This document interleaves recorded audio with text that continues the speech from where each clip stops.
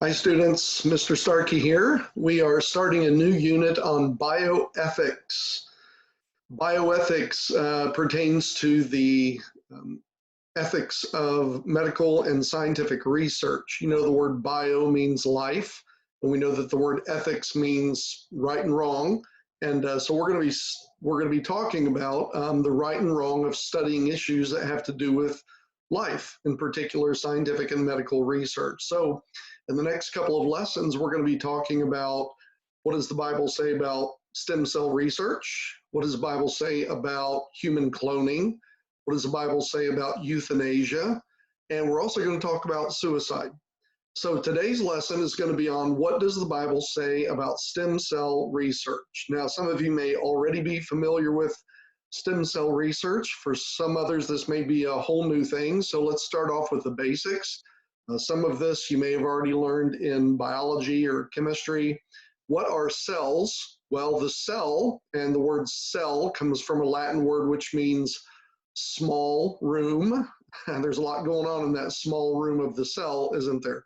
The cell is the smallest unit of life, the basic biological unit of all known organisms. Of course, your body is made up of trillions and trillions of cells, and each cell has a massive amount of information. What are stem cells? Stem cells are cells that can differentiate and divide into various types of more specialized cells or body tissue. So stem cells can differentiate and divide into, as you see the picture there, liver cells, blood cells, cardiac cells, nerve cells, and so forth. So what is stem cell therapy, or also called regenerative medicine?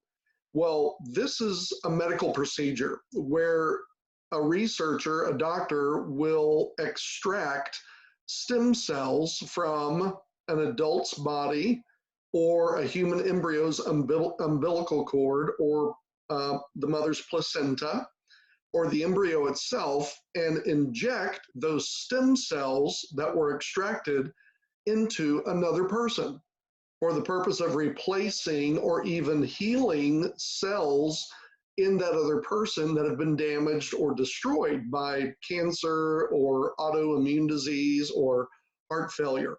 So that's what stem cell therapy, aka regenerative medicine, is.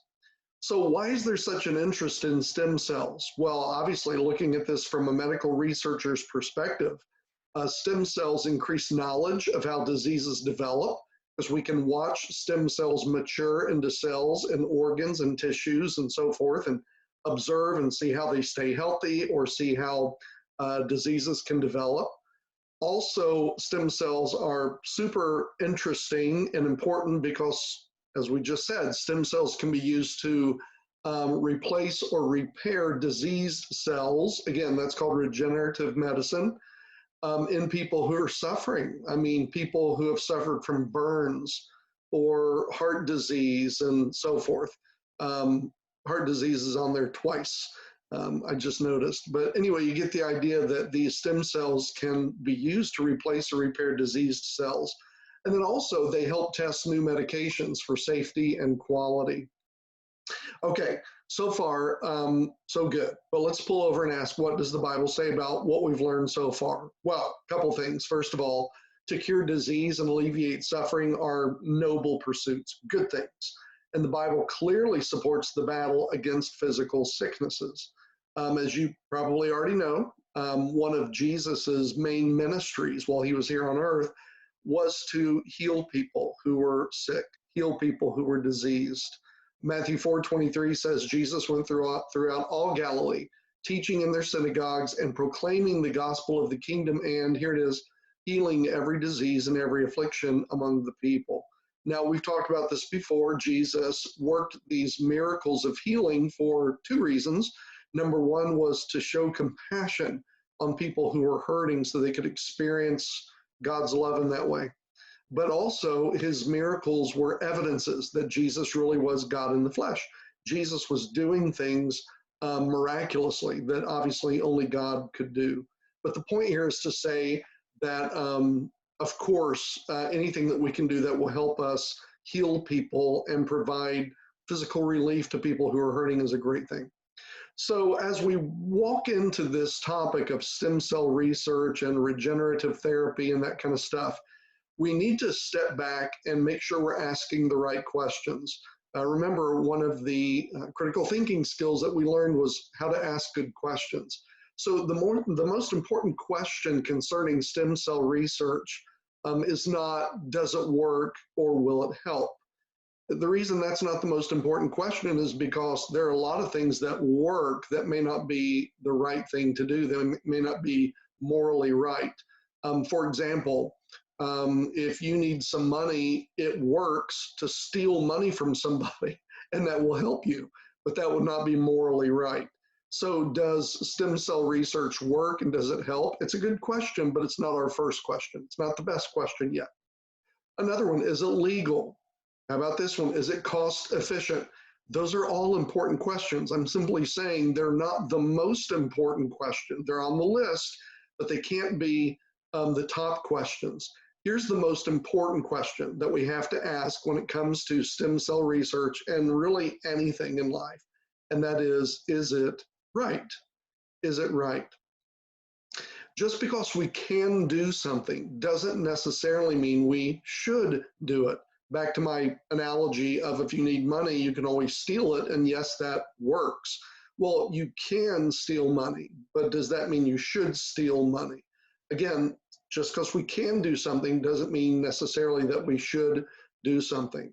So how do we think about this? Well, to guide our thinking about this question of is it right, we have to distinguish between two types of stem cells. Okay, I already mentioned this a few moments ago. The first type is adult stem cells. So research on adult stem cells has been going on for a long time, for decades, and it has been proven that there are therapeutic effects in treating diseases like cancer, leukemia, autoimmune disease, heart disease, and so forth. Adult stem cells are found in numerous places. You can see in this picture here, in your liver, in your digestive system, your skin, your blood vessels, your skeletal muscle, your dental pulp, in your teeth. And so just all kinds of different places, these stem cells can be found in an adult. The problem is adult cells have some weaknesses that limit their usefulness in treating diseases and so forth. They're good, but adult stem cells have some limitations. For example, adult stem cells are not as versatile. You know what that means? It means they can't be used in a lot of different ways. They're not as durable. That means they don't last as long as researchers would like. Also, adult stem cells are more likely to contain abnormalities due to environmental hazards, toxins, errors acquired by the cells during their replication and so forth. So obviously the longer a person lives, they're an adult, then the odds are better that the cells that they have in their bodies may contain toxins and that kind of thing. So adult stem cells are great, but they do have some limitations.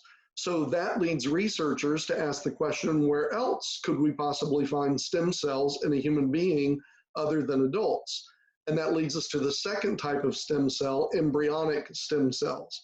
As the name suggests, embryonic stem cells are derived from human embryos. And so some benefits of embryonic stem cells include embryonic stem cells can divide into more stem cells or become really any type of cell in the body. Thus, they can be used to regenerate or repair diseased tissues and organs more effectively than adult stem cells. So embryonic stem cells have that advantage over adult stem cells. Also, for you to know, embryonic stem cells come from two sources. Okay, are you with me? So we've talked about adult stem cells and how they come from a bunch of different places in an adult's body, but those stem cells in an adult's body have some limitations, some weaknesses. Now we're talking about stem cells that come from an embryo, and those stem cells come from two different sources in an embryo, from the umbilical cord. Now you know what the umbilical cord is, right? It's the connection between the mom and the developing fetus. And that umbilical cord contains oxygen, delivers nutrients from the mom to the baby. Blood, stem cells can be extracted from the umbilical cord without harming the preborn baby. Isn't that amazing? So they can actually extract stem cells from the umbilical cord to help someone else, and it won't damage the baby and it won't damage the mom. The other source that embryonic stem cells come from would be the preborn baby itself, meaning from the baby, or from the group of cells in vitro. That means the fertilized egg is in a test tube or a culture dish. The problem with this is that whenever stem cells are extracted from the preborn baby, in order to harvest these stem cells, the preborn baby has to die. It always results, without exception, in the death of the preborn baby. So we have to ask another question. What is our view of the preborn? Is it okay to extract stem cells from a preborn baby? It would appear from the umbilical cord would be okay because the baby isn't hurt, isn't killed, doesn't die. But when stem cells are extracted from the baby itself or in a way that would result in the baby dying, well, that's a concern, isn't it? So we have to ask the question, what's our view of the preborn? Well, let's do a review. Do you remember back in January when we were in room 500? We talked about abortion, and we talked about how does God view the unborn. Let me do a quick review. Okay, some of this stuff you'll remember, hopefully all of it. First of all, the Bible shows that God values the lives of the unborn and the born equally. In Greek, the word brephos in the New Testament, and in Hebrew, the Hebrew word geber in the Old Testament. Those are two words that that God uses in his word to refer to adults, young adults, teenagers, children, toddlers, infants, and the preborn. The point is, God uses the same word to describe a human being from the moment of conception all the way up until death, from the womb to the tomb.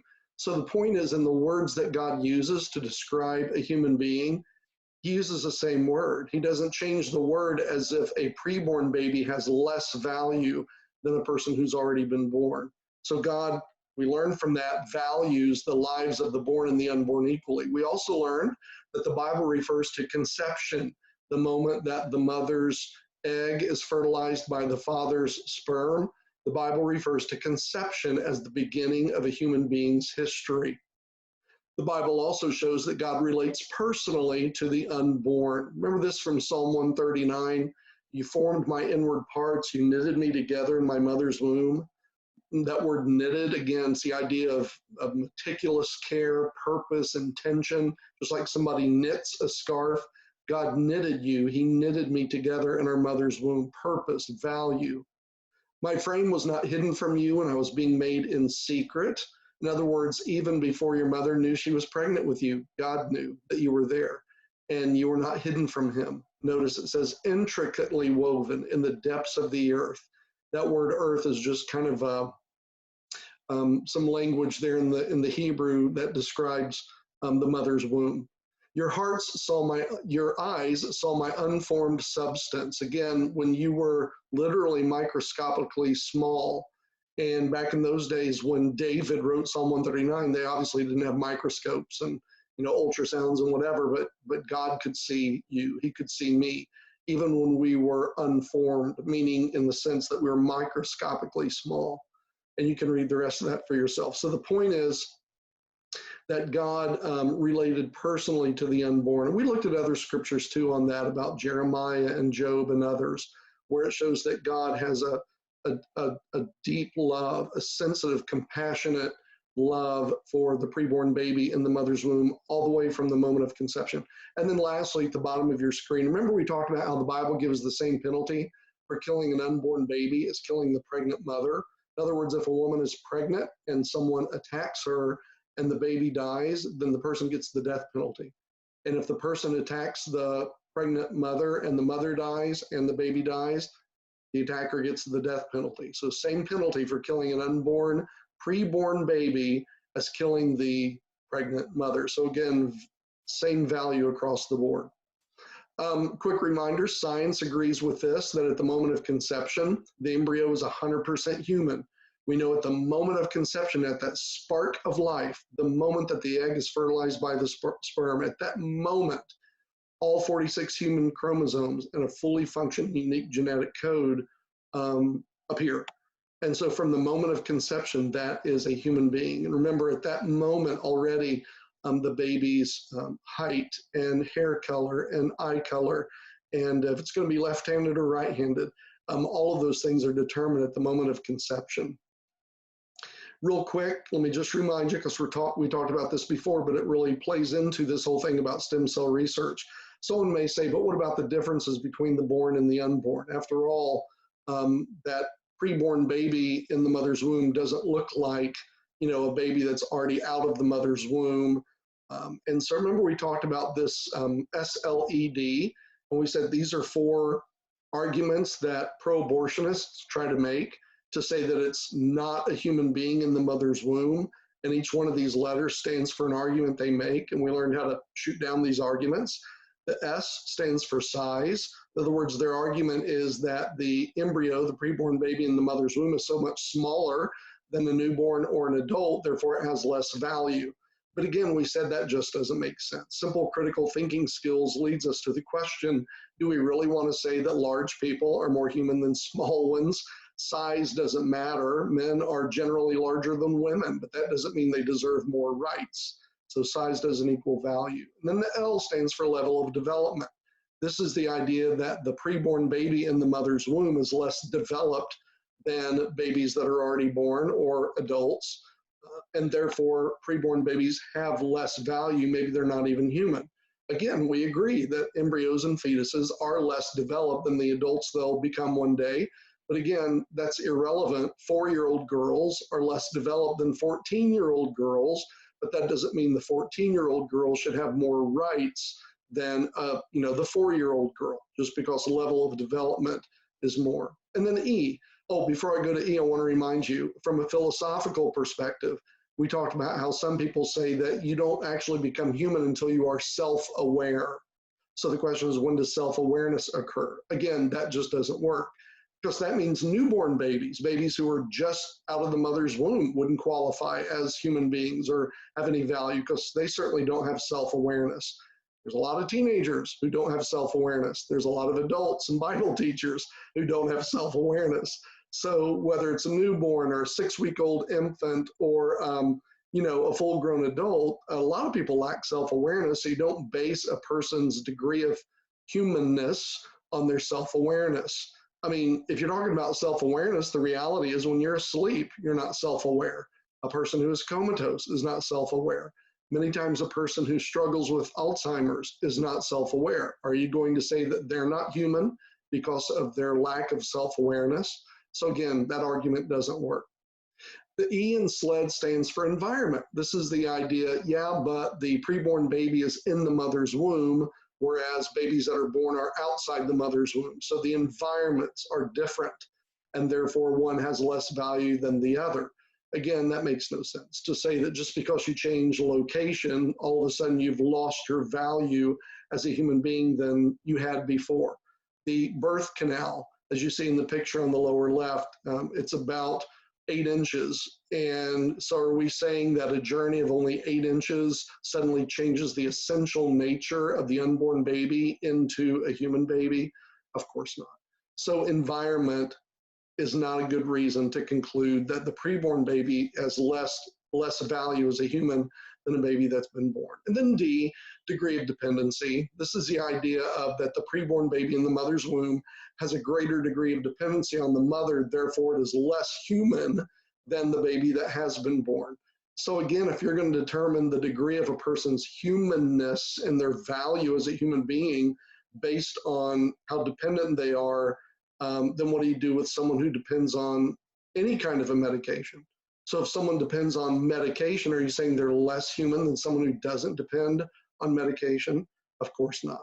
So those 4 arguments that pro-abortionists make about the difference between the preborn baby in the mother's womb and the baby who has been born, therefore the preborn baby in the mother's womb has less value and maybe isn't even human. We've looked at all 4 SLED and they just don't work. So the biblical teaching is that human existence begins at conception. So let's bring it full circle. So what can we conclude from all of this? Well, extracting stem cells from adults and umbilical cords of a preborn baby seem to be acceptable because it doesn't hurt the adult, it doesn't kill the adult, it doesn't hurt the preborn baby, and it doesn't destroy the preborn baby when we extract stem cells from the preborn baby. But it is not acceptable to extract stem cells from a preborn baby if it results in the death of the child. So let's keep working on it. Some of you are going into the medical field. We have graduates from Berean who are right now involved in medical research, and let's pray for them, pray for wisdom and knowledge, that hey, if we can reach a point where we can extract stem cells from a preborn baby, not just the umbilical cord, but the placenta and the preborn baby's body itself, and it doesn't hurt the baby and certainly doesn't kill the baby, then we would be all for it. But until we reach that point, we have to draw the line and say we simply, from a Christian worldview, from a biblical perspective, from a pro-life stance, it is not acceptable to extract stem cells from a preborn baby if that would result in the death of the child, because that is a human being all the way from the moment of conception. All right, guys, here are your questions to answer and to email to me. And by the way, you're doing a great job on these answers. Remember, you don't have to write the question. Just give me a 2 or 3 sentence answer, and that's fine. Just show me that you know what you're talking about.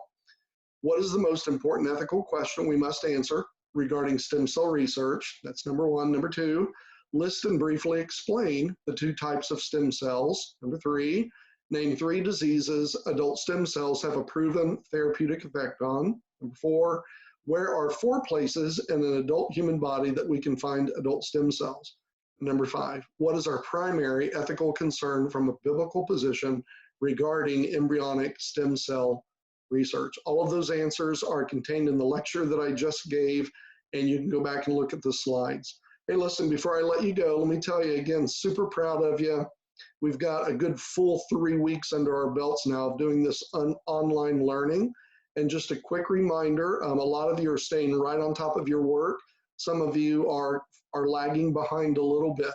And just know that now that we're beyond 3 weeks, the deadline's going to tighten up a little bit for overdue work. Okay, so that means in the past, some of you let a week go by, maybe even 2 weeks before you did an assignment. Well, just know that you can't do that anymore, okay? You've got to stay on top of your assignments. You might not be able to make up that 0 that you got that you didn't do the assignment a week ago or whatever it was. So do a little bit every day, stay on top of things, and talk to me, communicate with me, okay? I want to work with you. If you need a little extra time, I can work with you. If you need some extra help on something, I can work with you, but communicate with me, okay? I love you guys. I'm super proud of you. Hang in there, okay? Bye.